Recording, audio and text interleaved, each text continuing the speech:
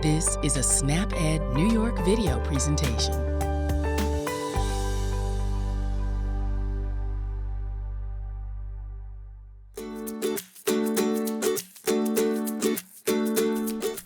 Hello everyone, my name is Wendy Beckman and I'm a registered dietitian with the New York State Office for the Aging and SnapEd New York.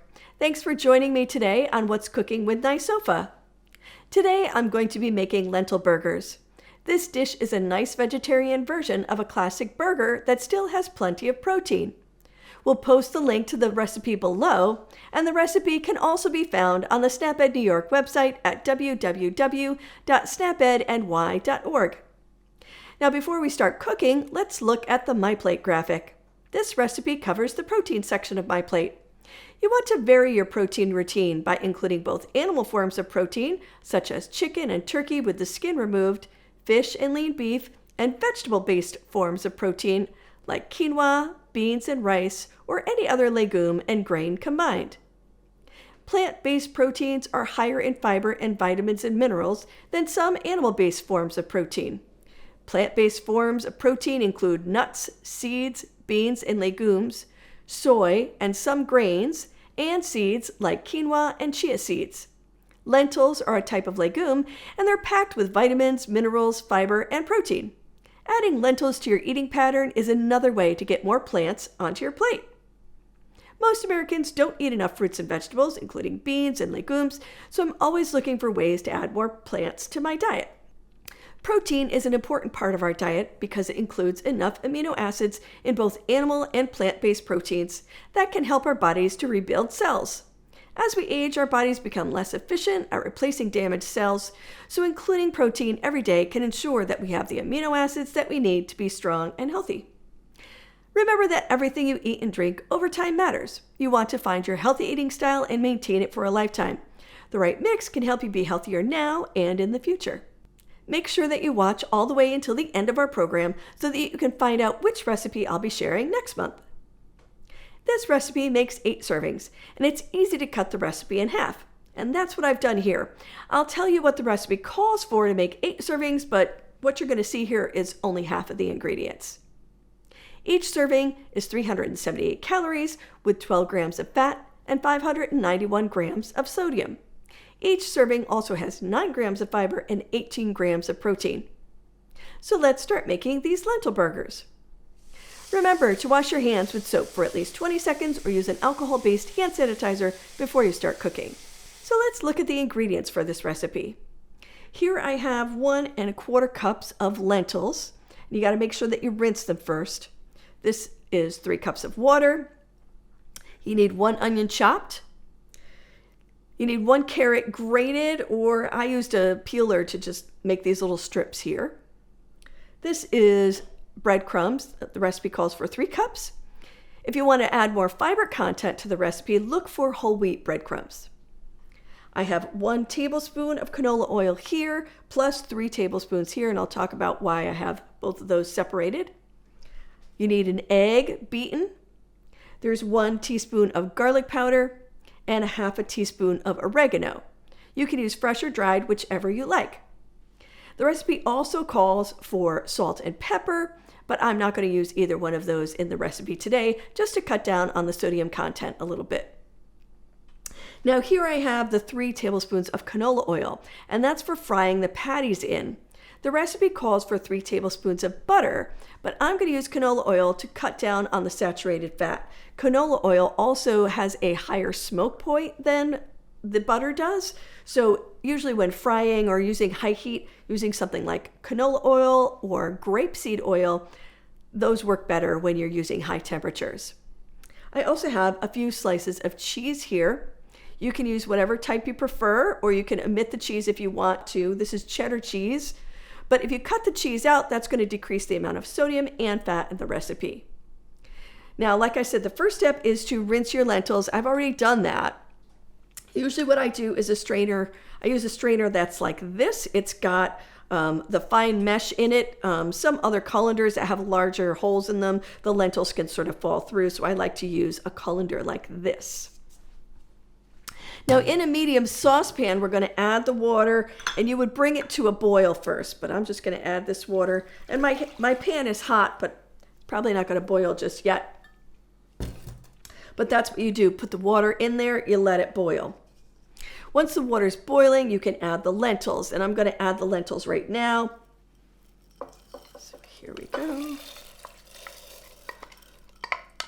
That looks pretty good. Okay. Stir that around a little bit. So after you have your boiling water, you put the lentils in, you can then reduce the heat to a simmer and cover the pan for about 15 minutes.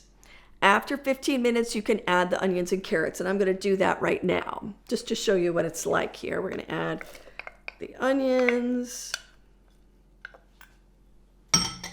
and then we're going to add the carrots. Like I said, I got these little strips here from using the peeler, or you can use a grater, or you can just chop them, whatever you like.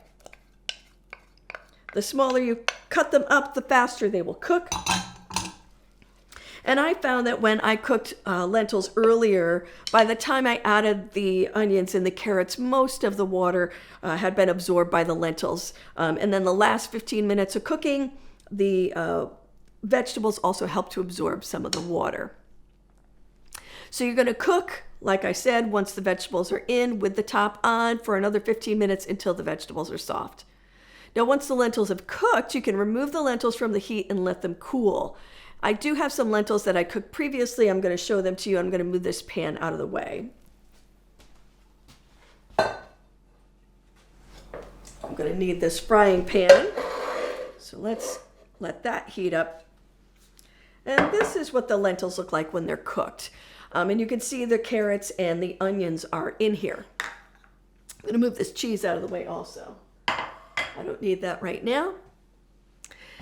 So once you have the lentils here and they're already cooked and they've cooled a little bit, then you can add breadcrumbs, eggs, garlic powder, oregano, and the salt and pepper if you're going to use those two things. So let's start with the breadcrumbs. We're going to add those in. There's one there. And then we're going to add the egg. All right. Then we're going to have the oregano in here and the garlic powder. Here we go. Now you can stir the mixture all together. Now you can see you want a pretty large bowl to do this because we're going to have to incorporate all of these things together. And this is what's going to make up your patties. You want to make sure that you have some moisture in here. You may find that you need to add an additional egg or some water or something like that. And that may happen to me. We'll see how this comes out when I mix it up. But like I said before, the lentils are sort of a nice change of pace from a traditional burger. Lentils are very economic. They're a really good source of protein and can be cheaper than things like ground beef or ground turkey. They also last a long time because they're dried. So if you buy a bag of lentils, you can keep them on your shelf, keep them in your pantry sort of ready to go in case you want to make a quick dinner.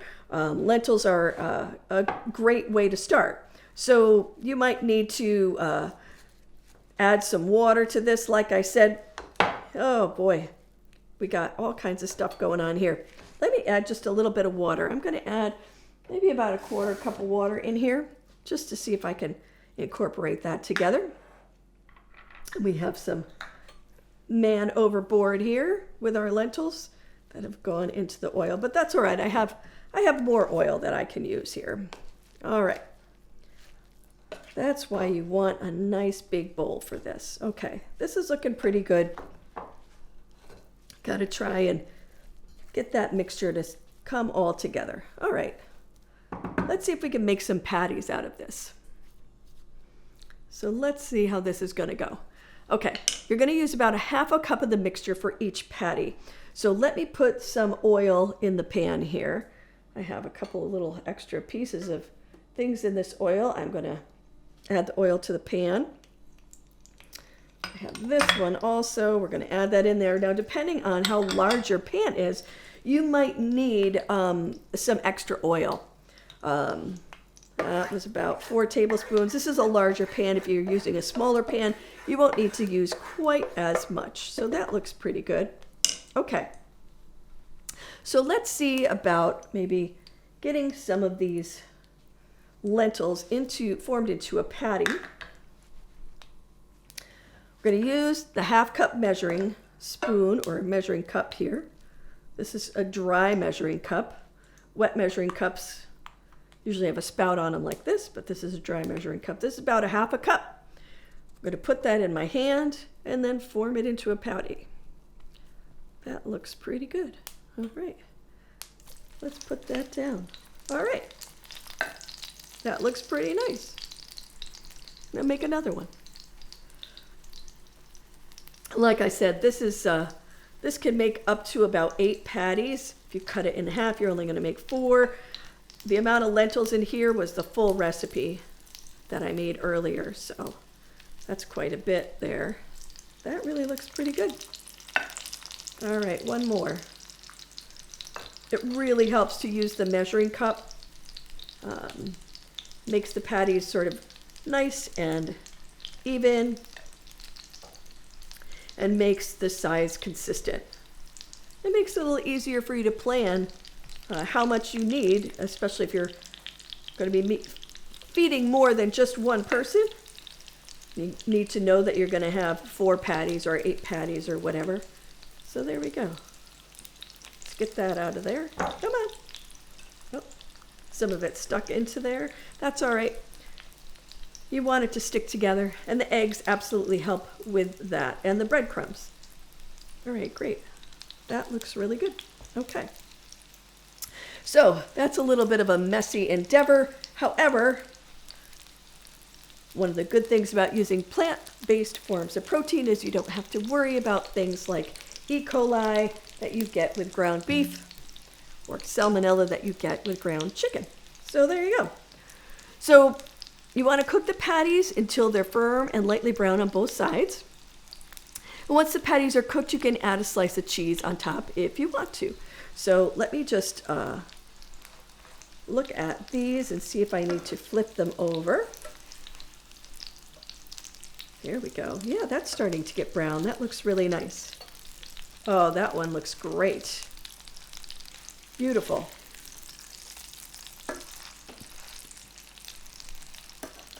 Those are starting to look really good.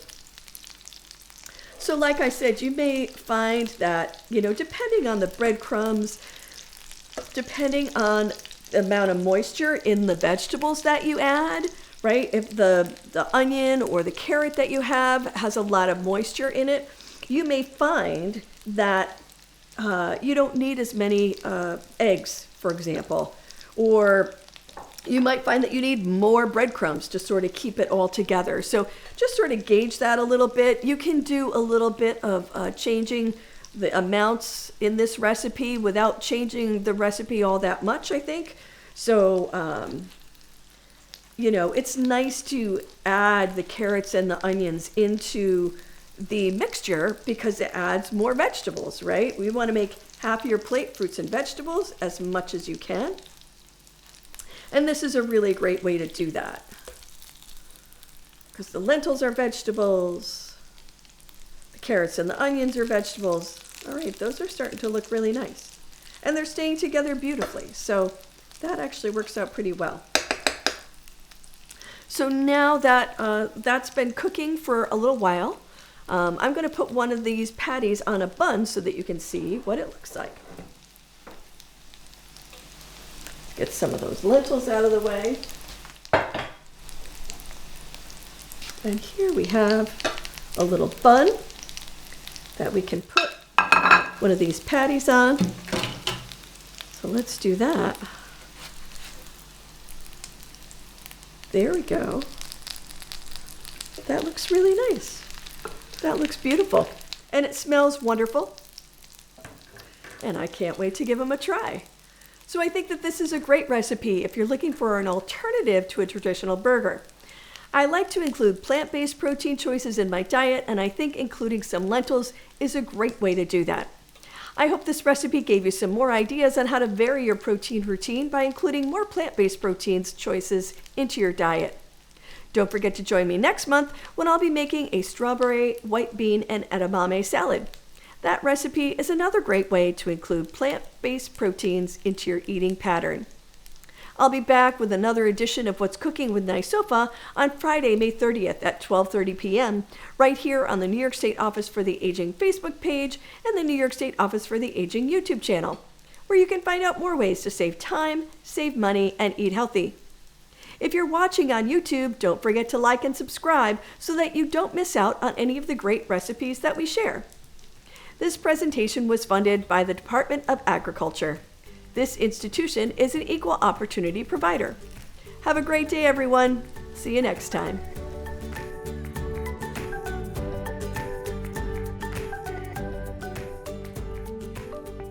Thank you for joining us today. We know the healthy choice isn't always the easiest choice, but small changes can make a big difference. Start today by getting involved with SNAP-Ed New York. This program is free for those who qualify or receive SNAP benefits. We want to help you save time, save money, and eat healthy. Learn how SNAP-Ed can make a difference in your life.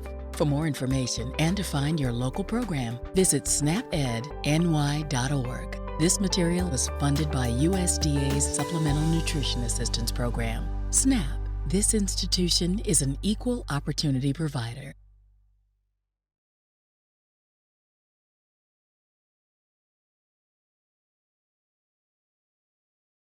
Hi, I'm registered dietitian Wendy Beckman, host of What's Cooking with NYSOFA.